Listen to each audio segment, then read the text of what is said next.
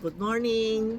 Andito na yung evil eye natin na may baso na yun naiinggit sa'yo, pang coffee. Isa na lang, nakatago lang. Kung hindi, naubusan na tayo.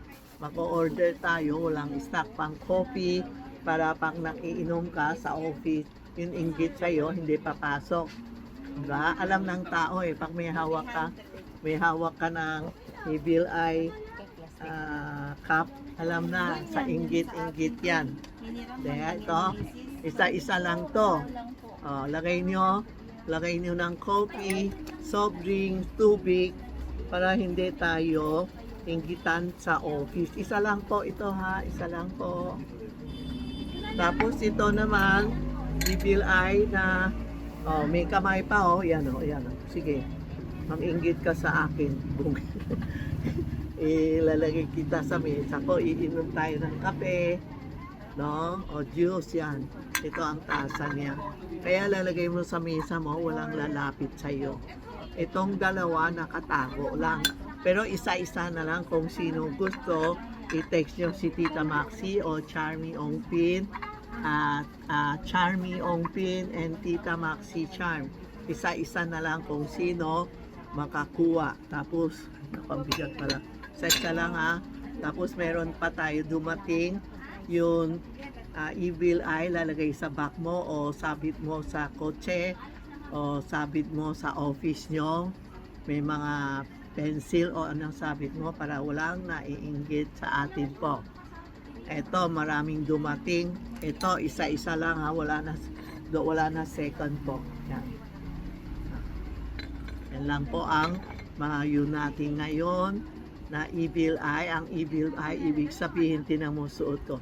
Ang evil eye, mga naiinggit sa atin. Inday, yung pangsabi sa kotse, inday, day, yung pangsabit sa, para marami na pakita ko sa kanila.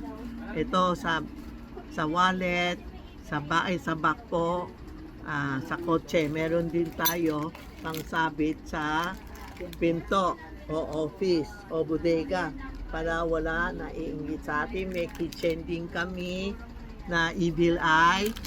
Evil eye ngayon kasi maraming tao naiinggit sa atin sa paligid. Parang kahapon, sabi ng Laguna, malakas sila. Tapos mamaya meron na sa harap, meron na sa anong sabi ko, walang yun yan. Ako lang open dati, gano'n. Tina mo harap namin, lahat Ongpin. Nagagaya sa akin. Tapos, Quiapo, Green Hills, wala tayong magawa. Pero kanyang-kanyang customer, huwag tayo mag-inggit sa ibang tao.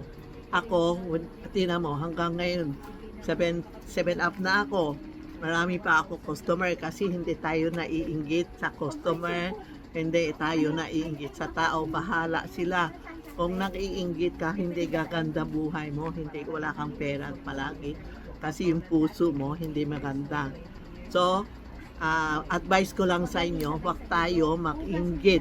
Maski na sa harap namin meron, halimbawa meron ako ngayon, tapos meron na sila, bahala sila, kanyang-kanyang customer.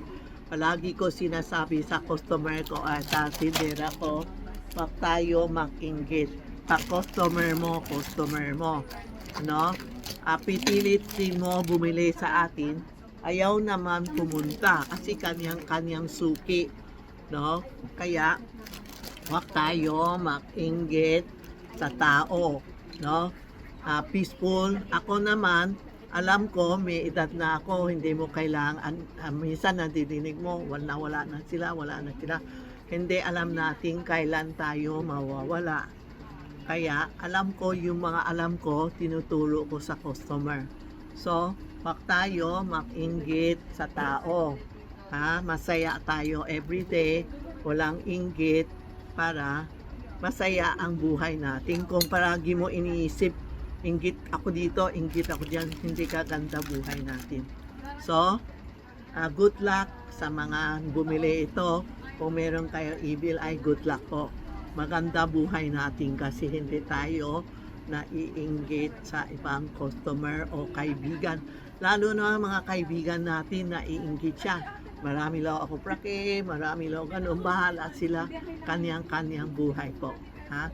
Salamat po and thank you sa lahat na subscribe sa akin, na like, follower ko, subscriber ko. Salamat po.